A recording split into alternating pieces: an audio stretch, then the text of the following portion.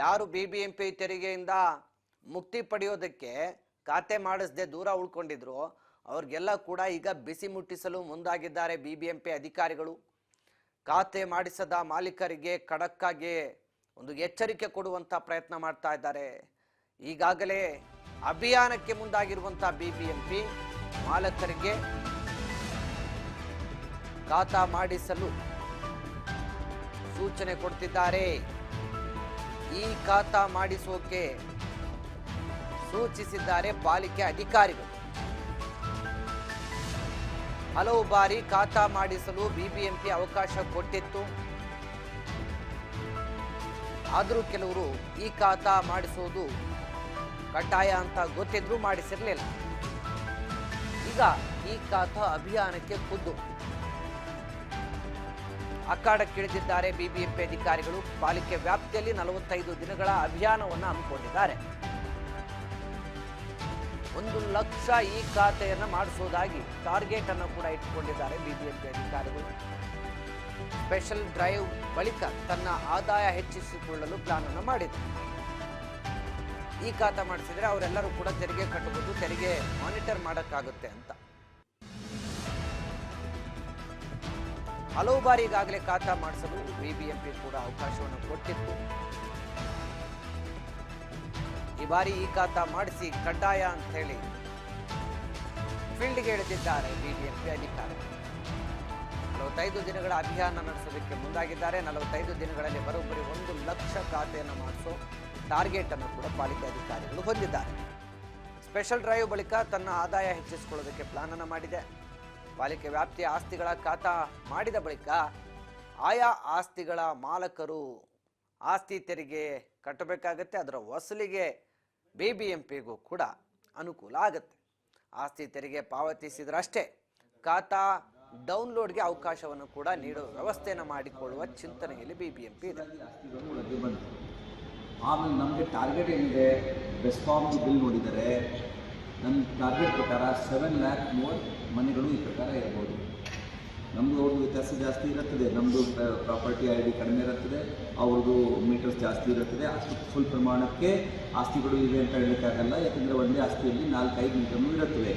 ಆದರೂ ಸಹ ಒಂದು ಲೆಕ್ಕ ಮಾಡಿದಾಗ ನಮ್ಮ ಪ್ರಕಾರ 7ರಿಂದ 8 ಲಕ್ಷ ಇರ್ಬೋದು. ಅದರಿಂದ ನಾವು ಬೇರೆ ಬೇರೆ ನಮ್ಗೆ ಏನೇನು ಚೆಕ್ ಮಾಡಬೇಕಾಗಿದೆ ಚೆಕ್ ಮಾಡ್ತಾನೆ ಇದ್ದೀವಿ. ಬೆಸ್ಕಾಮ್ ಬಿಲ್ಲು ಜನರಿಗೆ ಕಳಿಸ್ಬಿಟ್ಟು ಇತ್ಯಾದಿ. ಅದನ್ನು ಬಿಟ್ಟು ಇದೇ ವಿಚಾರಕ್ಕೆ ಸಂಬಂಧಪಟ್ಟಂತೆ ಹೆಚ್ಚಿನ ಮಾಹಿತಿಯನ್ನು ಕೊಡ್ತಾ ಹೋಗ್ತಾರೆ ಸಹೋದ್ಯೋಗಿ ಹರ್ಷಿತಾ. ಈಗ ನಮ್ಮ ಜೊತೆ ಫೋನ್ ಸಂಪರ್ಕದಲ್ಲಿದ್ದಾರೆ. ಹರ್ಷಿತಾ, ಈಗಾಗಲೇ ಹಲವಾರು ಬಾರಿ ಬಿಬಿಎಂಪಿ ಹೇಳಿದೆ ಎಲ್ಲರೂ ಈ ಖಾತೆ ಮಾಡಿಸ್ಕೊಳ್ಳಿ, ನಿಮ್ಮ ಡಾಕ್ಯುಮೆಂಟ್ಸನ್ನು ಡಿಜಿಟಲೈಸ್ ಮಾಡಿ ಅಂತ. ಸೊ ಎಲ್ಲೋ ಒಂದು ಕಡೆ ಕೆಲವೊಬ್ಬರು ತೆರಿಗೆಯಿಂದ ನುಳಿಸ್ಕೊಳ್ಳೋದಕ್ಕೆ, ವಿನಾಯಿತಿ ಪಡ್ಕೊಳ್ಳೋದಕ್ಕೆ ಈ ಖಾತಾ ಮೊರೆ ಹೋಗ್ತಿರ್ಲಿಲ್ಲ, ದೂರ ಉಳ್ಕೊಳ್ತಾ ಇದ್ರು. ಈಗ ಖುದ್ದಾಗಿ ಬಿಬಿಎಂಪಿನೇ ಅಖಾಡಕ್ಕಿಳಿದು ಅಭಿಯಾನದ ಮೂಲಕ ಸುಮಾರು 1 ಲಕ್ಷ ಖಾತೆಗಳನ್ನು ಮಾಡಿಸೋ ಗುರಿಯನ್ನ ಹೊಂದಿದೆ. ಈ ಖಾತೆಯ ಅಭಿಯಾನ ಹೇಗ್ ನಡೀತಾ ಇದೆ, ಇದು ಎಷ್ಟರ ಮಟ್ಟಿಗೆ ಸಕ್ಸಸ್ ಆಗ್ಬೋದು ಹರ್ಷಿತಾ? ವಿಜಯ ಭಾಸ್ಕರ್, ಈಗಾಗಲೇ ಏನಂತಂದ್ರೆ ಬಿಬಿಎಂಪಿ ಕೂಡ ಏನು ಆಸ್ತಿ ಮಾಲೀಕರಿಗೂ ಕೂಡ ಒಂದು ಆಫರ್ ಅನ್ನು ಕೂಡ ಕೊಟ್ಟಿತ್ತು. OTS ಮೂಲಕ ಆಸ್ತಿಯನ್ನ ಇದು ದಾಖಲೆಯನ್ನು ಮಾಡ್ಕೊಳ್ಳೋಕ್ಕೂ ಕೂಡ ಒಂದು ಅವಕಾಶವನ್ನು ಕೂಡ ಕೊಟ್ಟಿತ್ತು. ಇಷ್ಟಾದ್ರೂ ಕೂಡ ಎಲ್ಲೋ ಒಂದ್ ಕಡೆ ಬೆಂಗಳೂರಿನಲ್ಲಿರುವಂತಹ ಆಸ್ತಿ ಮಾಲೀಕರಿಗೆ ಎಲ್ಲೋ ಒಂದ್ ಕಡೆ ಆಸಕ್ತಿ ಕೂಡ ಇಲ್ಲ ಅನ್ನುವಂತ ಎಲ್ಲ ಒಂದು ಲಕ್ಷಣಗಳು ಕೂಡ ಕಾಣಿಸ್ತವೆ. ಹೀಗಾಗಿ ಬಿಬಿಎಂಪಿ ಈಗ ಹೊಸದೊಂದು ಅಸ್ತ್ರವನ್ನ ಪ್ರಯೋಗಿಸಕ್ಕೂ ಕೂಡ ಒಂದು ಸಜ್ಜನ ಕೂಡ ಮಾಡ್ಕೊಂಡಿದೆ. ಒಂದು ರೀತಿಯಾಗಿ ಆಸ್ತಿ ಮಾಲೀಕರಿಗೂ ಕೂಡ ಶಾಕಿಂಗ್ ಸುದ್ದಿಯನ್ನ ಕೂಡ ಕೊಡೋಕೆ ಮುಂದಾಗಿರುವಂತದ್ದು. ಈಗಾಗಲೇ ಏನಂತಂದ್ರೆ ಆಸ್ತಿ ಮಾಲೀಕರಿಗೆ ಈ ಖಾತಾ ಮಾಡಿಸೋಕೆ ಬಿಬಿಎಂಪಿ ಸಾಕಷ್ಟು ಬಾರಿ ಕೂಡ ಸೂಚನೆ ನೀಡಿತ್ತು. ಅದರ ಜೊತೆಗೆ ಆಫರ್ ಅನ್ನು ಕೂಡ ನೀಡಿತ್ತು. ಅದಾದ್ರೂ ಕೂಡ ಇದುವರೆಗೂ ಕೂಡ ಸಾಕಷ್ಟು ಜನರು ಕೂಡ ಖಾತಾನ ಮಾಡಿಸಿಲ್ಲ. ಹೀಗಾಗಿ ಹಲವು ಬಾರಿ ಖಾತಾ ಮಾಡಿಸೋಕೆ ಏನು ಪ್ಲಾಟ್ಫಾರ್ಮ್ ಗಳನ್ನ ಕೂಡ ಮಾಡಿಕೊಟ್ಟಿತ್ತು. ಅದ್ರ ಜೊತೆಗೆ ಏನೋ ಒಂದಿಷ್ಟು ಅಭಿಯಾನಗಳನ್ನು ಕೂಡ ಮಾಡಿಕೊಟ್ಟಿದೆ. ಅದ್ಯಾವುದು ಕೂಡ ಯಾವ್ದು ಕೂಡ ಸಾಥ್ ನೀಡದೇ ಇರೋ ಕಾರಣಕ್ಕೆ ಈಗ ಹೊಸದೊಂದು ಆಸ್ತಿ ಮಾಲೀಕರಿಗೆ ಮತ್ತೊಂದು ಪ್ಲಾನ್ ಅನ್ನ ಕೂಡ ಒಂದು ಮಾಡ್ಕೊಂಡಿರುವಂತದ್ದು. ಈ ಖಾತಾ ಮಾಡಿಸ್ಬೇಕು ಅಂತ ಹೇಳಿ ಈಗಾಗಲೇ ಸರ್ಕಾರ ಕೂಡ ಕಡ್ಡಾಯ ಮಾಡ್ಬೇಕು ಅಂತ ಹೇಳಿ ಆದೇಶ ಕೂಡ ಹೊರಡಿಸಿದೆ.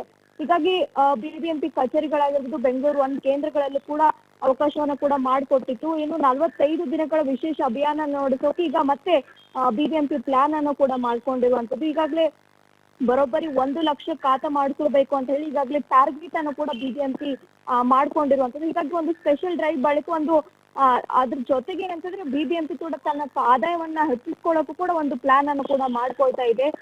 ಈಗಾಗಲೇ ಏನಂತಂದ್ರೆ 1 ಲಕ್ಷ ಖಾತಾನ ಮಾಡಿಸ್ಬೇಕು ಅಂತ ಹೇಳಿ ಗುರಿಯನ್ನ ಕೂಡ ಹೊಂದ್ಕೊಂಡಿರುವಂತದ್ದು. ಹೀಗಾಗಿ ಬರೋಬ್ಬರಿ 100 ಕೋಟಿ ಆದಾಯ ಬರುವಂತ ನಿರೀಕ್ಷೆ ಕೂಡ ಈಗ BBMPಗೆ ಇರುವಂತದ್ದು. ಹೀಗಾಗಿ ಒಂದು ಹೊಸ ಅಸ್ತ್ರವನ್ನ ಪ್ರಯೋಗಿಸಕ್ಕೆ ಈಗ BBMP ಮುಂದಾಗಿರುವಂತದ್ದು. ವಿಜಯ ಭಾಸ್ಕರ್, ಥ್ಯಾಂಕ್ ಯು ಹರ್ಷಿತಾ ತಮ್ಮೆಲ್ಲ ಮಾಹಿತಿಗಾಗಿ. 1 ಲಕ್ಷ ಖಾತಾವನ್ನು ಮಾಡಿಸುವ ಗುರಿಯನ್ನು ಹೊಂದಿರುವಂಥ BBMP ವಿಶೇಷ ಡ್ರೈವ್ ಮೂಲಕ ಅಭಿಯಾನದ ಮೂಲಕ ಈಗ ಬೆಂಗಳೂರಲ್ಲಿ ಯಾರ್ಯಾರು ಈ ಖಾತಾವನ್ನು ಮಾಡಿಸ್ಕೊಂಡಿಲ್ಲೋ ಅವ್ರಿಗೆಲ್ಲರಿಗೂ ಕೂಡ ಈ ಖಾತಾ ಮಾಡಿಸ್ಕೊಡಲು ಮುಂದಾಗಿದೆ. ಈ ಮೂಲಕ ಪಾಲಿಕೆಗೂ ಕೂಡ ತೆರಿಗೆ ಸಂಗ್ರಹ ಹೆಚ್ಚಳ ಆಗುವಂಥ ನಿರೀಕ್ಷೆ ಕೂಡ BBMPಗೆ ಇರುವಂಥದ್ದು.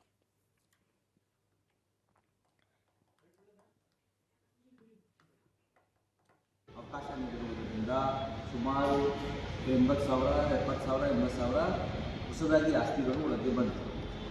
ಆಮೇಲೆ ನಮಗೆ ಟಾರ್ಗೆಟ್ ಏನಿದೆ, ಬೆಸ್ಕಾಮ್ದು ಬಿಲ್ ನೋಡಿದರೆ ನನ್ನ ಟಾರ್ಗೆಟ್ ಪ್ರಕಾರ 7 lakh more ಮನೆಗಳು ಈ ಪ್ರಕಾರ ಇರ್ಬೋದು. ನಮ್ಮದು ಅವ್ರದ್ದು ವ್ಯತ್ಯಾಸ ಜಾಸ್ತಿ ಇರುತ್ತದೆ. ನಮ್ಮದು ಪ್ರಾಪರ್ಟಿ ID ಕಡಿಮೆ ಇರುತ್ತದೆ, ಅವ್ರದ್ದು ಮೀಟರ್ಸ್ ಜಾಸ್ತಿ ಇರುತ್ತದೆ. ಅಷ್ಟು ಫುಲ್ ಪ್ರಮಾಣಕ್ಕೆ ಆಸ್ತಿಗಳು ಇವೆ ಅಂತ ಹೇಳಲಿಕ್ಕಾಗಲ್ಲ, ಯಾಕೆಂದರೆ ಒಂದೇ ಆಸ್ತಿಯಲ್ಲಿ 4-5 ಮೀಟರ್ನೂ ಇರುತ್ತವೆ. ಆದರೂ ಸಹ ಒಂದು ಲೆಕ್ಕ ಮಾಡಿದಾಗ ನಮ್ಮ ಪ್ರಕಾರ 7ರಿಂದ 8 ಲಕ್ಷ ಇರ್ಬೋದು. ಅದರಿಂದ ನಾವು ಬೇರೆ ನಮಗೆ ಏನೇನು ಚೆಕ್ ಮಾಡಬೇಕಾಗಿದೆ ಚೆಕ್ ಮಾಡ್ತಾನೆ ಇದ್ದೀವಿ. ಬೆಸ್ಕಾಮ್ ಬಿಲ್ಲು ಜನರಿಗೆ ಕಳಿಸ್ಬಿಟ್ಟು ಇತ್ಯಾದಿ ಅದನ್ನು ಬಿಟ್ಟು ಕೂಡ ಜನರಿಗೆ ತಾನೇ ಡಿಕ್ಲೇರ್ ಮಾಡಲಿಕ್ಕೆ ಅವಕಾಶ ಕೊಟ್ಟಿದ್ದೀವಿ. ಫಸ್ಟ್ ಕರ ಸಮಾಧಾನದಲ್ಲಿ ಅದು OTSನಲ್ಲಿ 80,000 ಮಂದಿ ಬಂದರು. ಈಗ 10,000 ಮಂದಿ ತಮ್ಮ ಹೆಸರನ್ನು ಈಗ ಹಾಕಿದ್ದಾರೆ. ನಮ್ಮದು ಯಾವುದೇ ಖಾತೆ ಇಲ್ಲ, ನಾನು BBMP ವ್ಯಾಪ್ತಿಯಲ್ಲಿ ಇದ್ದೀನಿ, ನಾನು ಟ್ಯಾಕ್ಸ್ ಕಟ್ತೀನಿ ಅಂತ ಹೇಳ್ಬಿಟ್ಟು 10,000 ನಮಗೆ ಬಂದಿದೆ. ಅದು ಬ್ಯಾಕೆಂಡ್ನಲ್ಲಿ ನಾವು ಏನೋ ಅಪ್ರೂವಲ್ ವ್ಯವಸ್ಥೆ ಮಾಡ್ಕೊಂಡಿದ್ದೀವಿ. ಅವರು ಟ್ಯಾಕ್ಸ್ ಕಟ್ಟಿದ ಮೇಲೆ ಮಾತ್ರನೇ ಅವರಿಗೆ ಖಾತಾ ಡೌನ್ಲೋಡ್ ಮಾಡಲಿಕ್ಕೆ ಬರ್ತದೆ. ಅದು ಖಾತಾ ಡೌನ್ಲೋಡ್ ಮಾಡಲಿಕ್ಕೆ ಆಗೋದಿಲ್ಲ. ಅದು ಖಾತಾ ಬಂದ್ಬಿಡುತ್ತೆ, ಆದರೆ ಡೌನ್ಲೋಡೇ ಆಗಲ್ಲ ಅನ್ಲೆಸ್ ಟ್ಯಾಕ್ಸ್ ಕಟ್ಟಿದ್ರೆ ಆಗ್ತದೆ.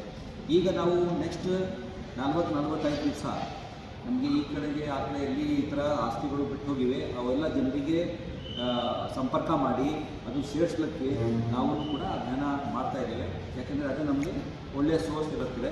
ನಾವು 1 ಲಕ್ಷ ಮಂದಿ ಟಾರ್ಗೆಟ್ ಮಾಡಬೇಕು. ಈಗ ಅಟ್ಲೀಸ್ಟ್ 1 ಲಕ್ಷ ಪ್ರಾಪರ್ಟೀಸ್ ಬಂದರೆ ನಮಗೆ ನಾವು 100 ಕೋಟಿ ರೂಪಾಯಿ ಇದರಿಂದ ಬರ್ಬೋದು. ಯಾಕೆಂದರೆ ಅದು ಹಳೆಯ ಕಾಲದ ಟ್ಯಾಕ್ಸ್ ನೋಡ್ತೀವಿ, ರಿಜಿಸ್ಟರ್ಡ್ ಡೀಡ್ ನೋಡ್ತೀವಿ, ಫ್ರಮ್ ದ್ಯಾಟ್ ಟೈಮಿಂದ ಕ್ಯಾಲ್ಕುಲೇಟ್ ಮಾಡ್ತೀವಿ. ಮಾರ್ಚ್ನಲ್ಲಿ ಈಗ ಏನಾಗ್ತದೆ, ಇದೇ ವರ್ಷ ಇದ್ದರೆ ಅವ್ರು ಕೊಟ್ಟರೆ ಸರಿ, ಮುಂದಿನ ವರ್ಷಕ್ಕೆ ಏನಾಗ್ತದೆ ಡಬಲ್ ಆಗಿಬಿಡುತ್ತೆ ಕನ್ನಡ ಇದನ್ನು ಟ್ಯಾಕ್ಸ್. ಸರ್, ಈಗ ಟನಲ್ ಡೆಲ್ಲಿವರೆಗೂ ಬಂತು ಸರ್. ಕೇಂದ್ರದಲ್ಲೇ ಪರವಿರೋಧ ಚರ್ಚೆ ಆಗ್ತಾ ಇದೆ. ನಿನ್ನೆ ರೈಲ್ವೆ ಮಿನಿಸ್ಟ್ರು ಕೂಡ ಸೆಂಟ್ರಲಿಂದ ಮಾಡಬೇಕು, ಟ್ರಾಫಿಕ್ ನಿಯಂತ್ರಣಕ್ಕೆ ಟನಲ್ ಸೂಟೇಬಲ್ ಅಲ್ಲ ಅಂತ ಕೂಡ ಅಶ್ವಿನಿ ವೈಷ್ಣವ್ ಅವರು ಹೇಳಿದ್ದಾರೆ. BBMP ವತಿಯಿಂದ ಕೈಗೆತ್ತಿಕೊಟ್ಟಿರೋದ್ರಿಂದ ಇದುವರೆಗೂ ಏನೆಲ್ಲ ಆಗಿದೆ ಅದೊಂಚೂರು ಸಂಕ್ಷಿಪ್ತವಾಗಿ ಹೇಳ್ಬೋದಾ? ಅವಕಾಶ